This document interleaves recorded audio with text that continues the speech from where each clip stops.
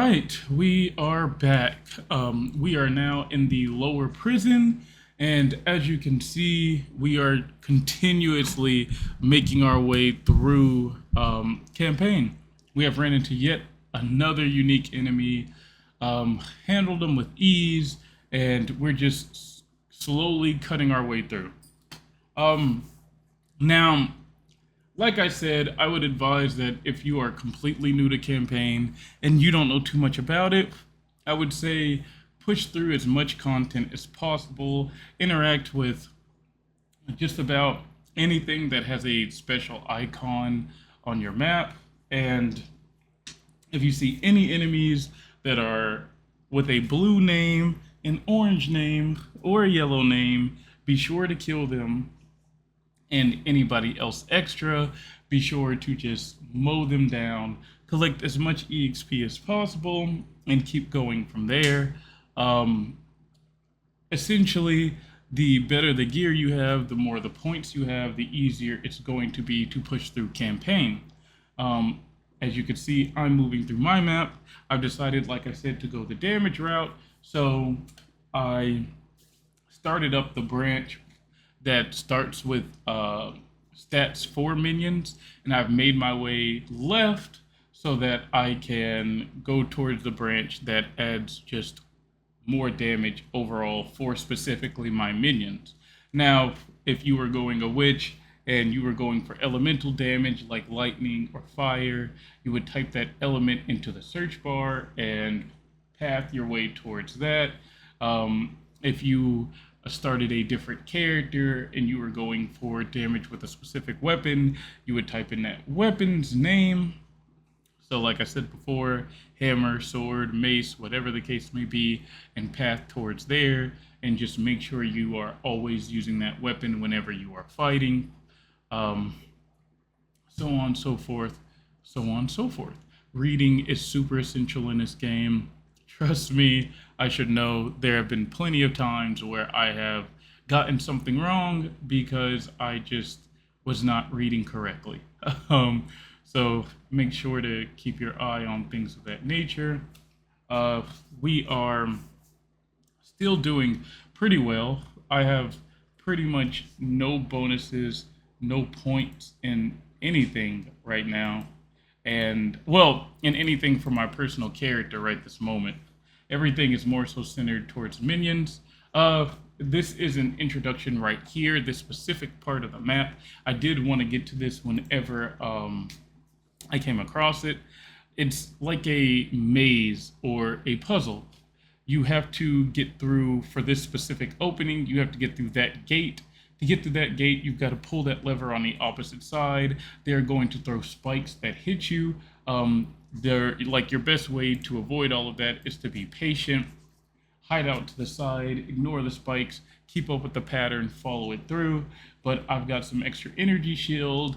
My health potion's pretty decent, and I'm just teleporting back and forth, acting as if I can just tank it, and I can.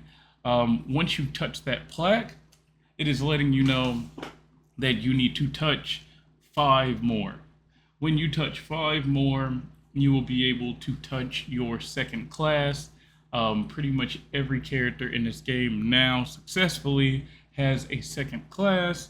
Your second class helps better dictate your playstyle. So make sure to keep your eyes open for those specific ones in the game.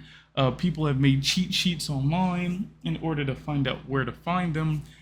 These are called ascendancies, right? Your second class is your ascendancy. So if you wanted to find these specifically, you could type in like ascendancy cheat sheet. But to be honest, if you're just playing through campaign, chances are you're going to run into all 5. And if you miss one, the game will tell you the general area where you've walked past it. So you can go back and find it again. So, chances are, if you are like discovering and touching every individual area, you are bound to find them, right? So just stay on top of that, stay in the loop, keep pushing. You're bound to succeed as long as you cut through everything. And as you can see, I've got no points in lightning damage. Some of my gear might have some extra lightning damage, but right now I cannot confirm or deny that since I am talking over a recording that I've done beforehand. My biggest goal is to find gear that gives me more defenses and gives me more minion damage. So I'm going for things with energy shield, I'm going for things with health, I'm going for things with mana, because the more mana I have, the more zombies I should be able to use while also using my skills and teleporting, right? So mana is a very valuable resource to me and for me, and the mana regeneration is pretty big too.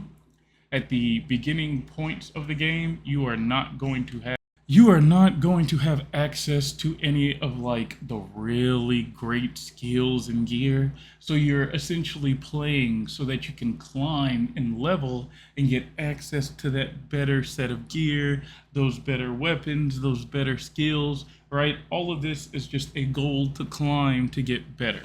And once you've hit that level, once you've hit that point, you have access to significantly better things, and your play experience will definitely start falling in line for what it is you personally want to do. So here we are, moving through another door. I stopped because I wanted to go back and touch the league mechanic back here.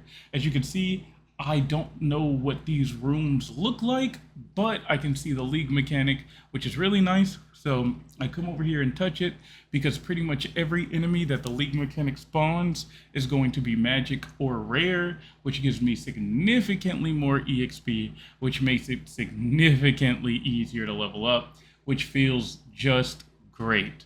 So we're going to keep pushing. Here we are. We are now in the upper prison, and we're just moving along. Piety is over there. She's an NPC. She's standing by that book. If you look in the bottom left corner, that green text is actually her talking. If you're on PC, you can press enter to open up your chat, and you see tabs for each individual option for communication. If you click those titles, they get grayed out. I gray out everything but basically what the NPCs talk through. So I turn off global, I turn off trade. Here's our next big boss. It is Brutus. Brutus hurts. His standard ideas for fighting are that he slams the ground, he creates waves. These waves will burst through and like layer on attacks. So your goal is to try not to get hit and definitely dodge the waves. He will use a chain to pull you in. If you are too far, you can just keep running around and hitting him. He killed the majority of my minions, but I was still able to burst him down with my non-existent lightning damage. Because Spark does lightning damage even a little bit because it is a lightning spell. Even if I don't have bonus lightning damage, I'm still doing lightning damage because the spell itself offers lightning damage. So here I am back in town. Sorry, something was in my mouth. Here I am back in town, and I'm looking through other spells. Whatever the missions give you an opportunity to get another gem, you should go back to the NPC in town, speak to that NPC, and check out the shop, the other tab for shop, because they will offer a set of gems for your specific character. But if you go and look through their shop, you can see what gems they're offering, usually for just about every character. And you never know, you might find something useful. Here I am stopping and reading through what these gems have to offer. You can look to the left. What gems have the check marks will benefit whatever it is I am currently using. What they're showing, what gems benefit and don't benefit, are the gems that I currently have equipped and not what is sitting in my inventory. So what is sitting in my inventory is what I picked up because I assume that it's going to be useful for what it is I want to do.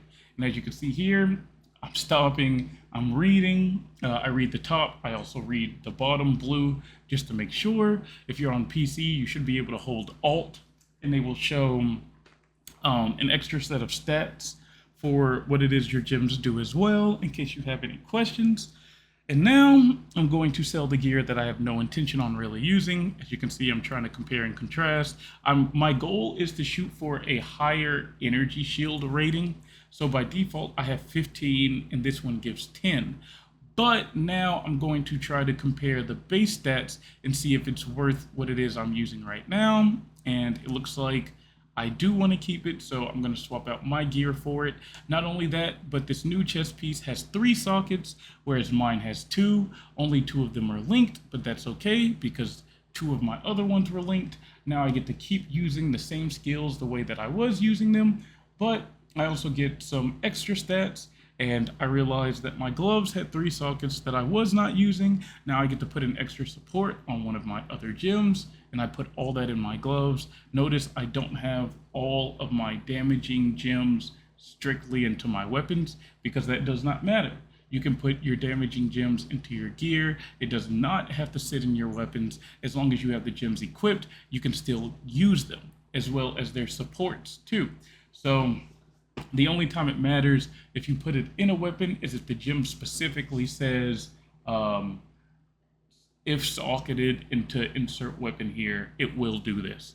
And majority of the time, you're not going to find any gems like that ever. So by all means, mix and match and put your gems wherever it is you see or you find the most comfortability in.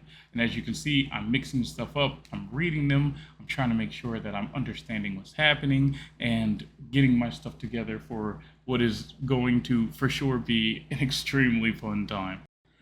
As you can see, I'm about to change my belt.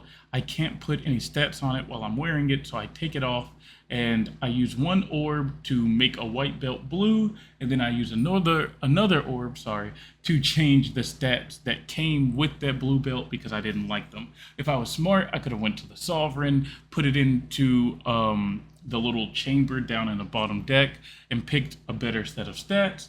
But once again, I was not actually playing with the League mechanic, so if you decide you want to keep getting on that boat, getting different gear from the ship, running things and trying things out, it could definitely benefit you. I would say so for sure. I definitely should have done it, but at one point I just decided I was tired of taking a break from story to go run the ship and then come back, especially when there's like a chart per every map, right? I was like, man, I'm never gonna get done. And I love gear. I love gear. I love gear so much, especially when you get unique gear because it can be so special. So as you can see, I'm basically cleaning up my inventory now. I'm changing out my skills. I'm changing out my gear. I'm basically gearing myself up to not have to take a break again for like another 10 levels, right? I pick up an aura. It's called Clarity. Now that I picked up an aura, that means the shop also offers other auras as well, but I'm okay with Clarity. I guess I can describe auras now. I talked about passive C. I put it on in the top left corner. You can see it around my character. It's a little blue line, like a circle. So what Clarity does is it increases my mana generation. I've turned on my settings so I can see how much of my mana is actually being reserved visually, as well as how much is being reserved in like the form of numbers. What you're watching me do right now, I have no idea what I'm doing. Oh, I'm changing the high keys. You don't have to do that. This is just me trying to figure out what's going to feel more comfortable. I'm pretty sure I'm going to change them again later on. So right now, Clarity at a level 1 reserves 34 out of my 245 mana. As Clarity levels up and I put more points into it, that number will climb. But as I level up and get more points in my passive tree and my gear, I'm going to have a higher source of mana, so it evens itself out. Now I've changed up my build. If I hit enemies, I'm assuming with this Flaming Skull, I will summon Flaming Skulls. The problem with summoning Flaming Skulls is they have kind of a time limit, it seems, and when they die, I have to summon them again. But they have been pretty useful, or at least I think they have up to this point. The corpses of enemies, if there are enemies that make corpses, I will turn into zombies. I've also gotten a skill, now a new skill, where I will summon skeletons. Sorry. So I'm summoning skeletons, I'm summoning zombies, and I'm summoning fire skulls. And when my zombies and or my skeletons, I forget which one I might have changed for this, but when one of them kills an enemy, I actually summon even more things. And as you can see, I am now dashing and teleporting. My dash right now is called Shield Charge. If you have any kind of shield, whether it's a spirit shield meant for mages or an actual shield meant for warriors or somebody who fights close range, whatever the case may be, you can actually put it on any piece of your gear. It does not have to be a shield. It was that red skill that I just took off, and you can actually dash around the game. You can get some supports later on to make that dash quicker, or maybe even potentially last longer, or maybe even potentially do more damage if you want to try to go for a playstyle where you're like a bull or a ram and you're just slamming into enemies. And it can be pretty fun. But it all depends on what skill points you are putting in your passive tree and what all it is you are doing. I've decided to put my skill gems in my stash. As you can see, they just immediately disappeared. You're probably wondering why. I have several stash tabs, as you can see to the right. One of them is called Standard Gems. The other is called Standard Gems. They're both red. They both hold the extra gems that I have. Later on, I changed the name to all of these tabs, but right now, that's just what they are. Okay, so now it seems I am swapping out my shield for another shield with stats that I feel like will benefit me better. I am looking through all my other gear and seeing if there's anything else that I can change. So it looks like I'm going to try to craft on my shoes. I'm using a jeweler's orb to put more sockets on my boots. And I got lucky, and instead of one socket, I was able to make 3, but I also used all of my jeweler's orbs. So, you know, it is what it is. I decide to swap out one of my rings, and I sold one of my extra potions and my shield. Chances are, if I don't run these charts, then I'm going to stash them, and it seems like I'm about to run them. So we can watch some more of that. I don't know if they gave me the opportunity to yet. Maybe they did and I missed it. But if not, there's a setting that I get access to at one point where whenever I walk outside of the bubbles, lanterns are automatically placed for me. I don't think I have it yet. I could be wrong. I'm blanking on exactly when they gave me the option, but I know when they gave me the option, I was like, oh man, now I gotta really run charts. I was like, oh, I don't have to click anything anymore. Let me just go ahead and keep running. But it looks like maybe right now I'm placing them down myself. Pretty much every time that I level up, I'm shooting to get an extra skill point towards my overall minion setup, because I want my minions to be as strong as possible, as fast as possible. It seems like the bubbles are going to close based on the speed in which they were placed. So while the ones in the back are slowly closing, I'm trying to abuse a bit more time and continue pushing. So as you can see, this is where I'm going. And yeah, I think while talking to Valerie, the option came up, disable auto lanterns, which means, yeah, lanterns now drop by themselves. I think she was talking to me and it happened. This mechanic, I'm not entirely sure of. To my understanding, you're supposed to put a bunch of your charts in here, and you can chart a path for a voyage, and it's supposed to be some really large chart. So normally you'll put down 6 lanterns. I believe with this one you're putting down double-digit lanterns, and you have more area to canvas, you have more places to look into, you have more lanterns to place, you have more gear to pick up. So as you can see, I'm gonna try to use this to milk as much EXP as I possibly can. I kill a rare. I've got my summons out, and we're just moving through. I'm keeping my eye on my lanterns as well as the general placement of them, because if I run out of time and die, I'm going to be fairly upset, mainly because I feel like I'm just now starting to get the hang of this mechanic, and then they introduce this to me, and I have no idea what to expect. So naturally, I'm just kind of running in blind. So here we go.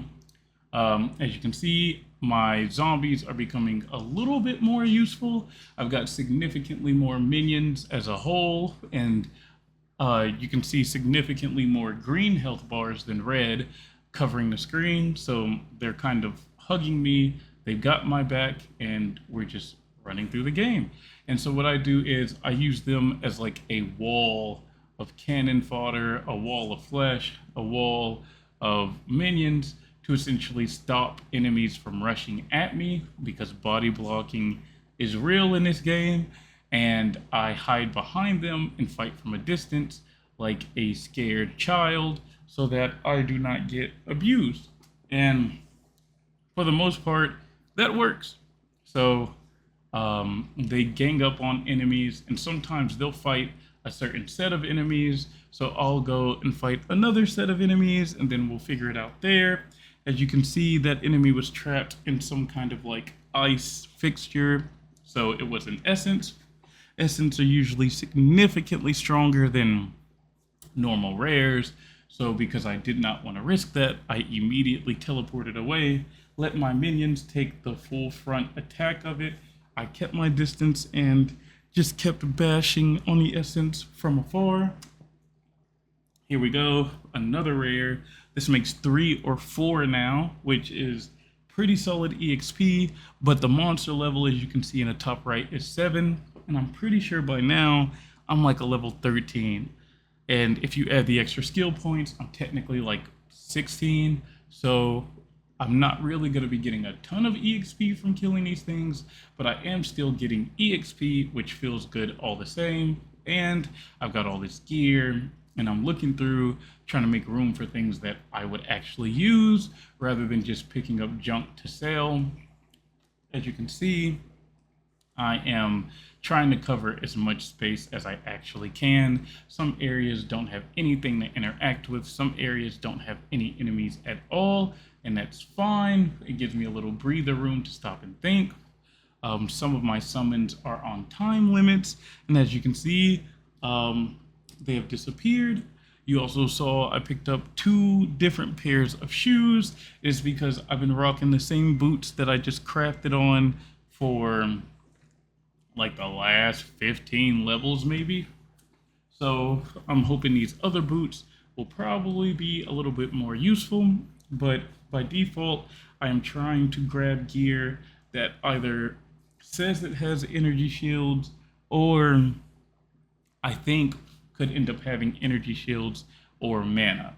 So gear that innately should be blue, which, by the way, I did not talk about it beforehand, but if you find gear that says armor on it, then the chances of the sockets being red are higher.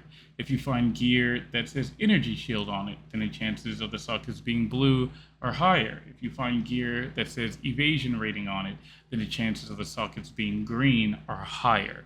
Right now, all the sockets are white because of the new league that is hit. And if you do find a piece of gear with a colored socket, then whatever gem you put into that colored socket, the gem will be basically stronger. So I just spent this whole time looking for some way to leave. I had no idea what was going on. This symbol is usually the symbol I run to. One of them, it was underwater, and this one specifically, it was in air, so I touched it, and it seems like it's a kind of mechanic where you have to wait, for your retrieval to come down, and so you fight for your life until it does.